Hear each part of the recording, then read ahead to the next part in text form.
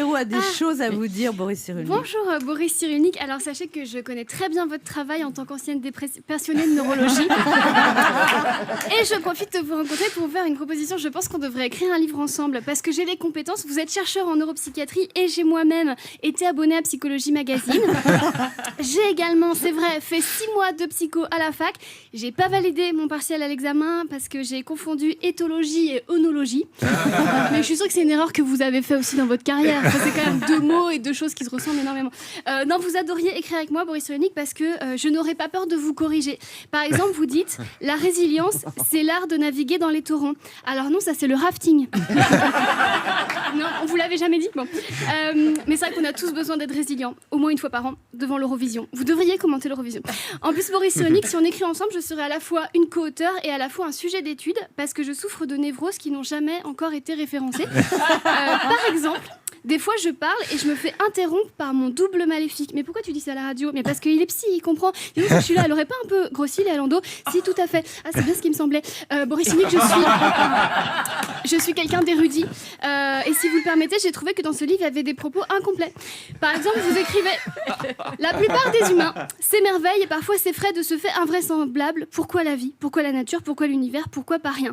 Vous avez oublié des questions.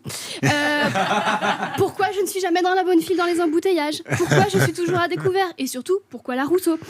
D'ailleurs, j'ai commencé des recherches sérieuses pour compléter les vôtres. Vous dites sur 35 écrivains français les plus célèbres du 19e siècle, 17 ont subi la perte aussi peut-être, la perte, mort ou séparation de l'un des deux parents. Et moi, j'avais déjà remarqué qu'il y avait aussi beaucoup d'écrivains qui ont eu un père rabaissant. Par exemple, Kafka, qui a d'ailleurs écrit la lettre au père pour évacuer sa souffrance, Baudelaire, mort dans la misère à cause de son beau-père, Marcel Proust, son père l'a jamais pris au sérieux, Flaubert, qui s'est fait ébouillanter la main droite par son père pour pas qu'il ait voilà, y a pas de vanne, je voulais juste étaler ma culture. Ouais, mais résultat, t'as plombé l'ambiance. Non, j'ai élevé le niveau. Dis donc, tant que je suis là, elle aurait pas un peu grossi Anne Romanoff? Ah bah c'est bien que tu le dises. Boris Cyrulnik, je sais de quoi je parle. En plus, j'ai expérimenté ce dont vous parlez dans ce livre, la force du rêve. Des fois, je m'imagine à une place où je voudrais être et j'y pense très fort jusqu'à qu'Anne Romanoff m'interrompe pour me dire « Christine, qu'est-ce que tu fais sur mon siège? L'émission va commencer. » Par contre, je me dis pas que la nuit j'écrirai des soleils parce que la nuit ma fille a du mal à dormir. Alors si en plus je rajoute des soleils, ça va être compliqué. J'écris pas de soleil, mais j'écris d'autres planètes. Enfin, je pense parce que des fois Anne Romanoff lit mes chroniques et elle dit ouh là là, désastre. Et enfin, Boris Cyrulnik, on doit écrire ensemble parce que j'aime beaucoup vos fréquentations.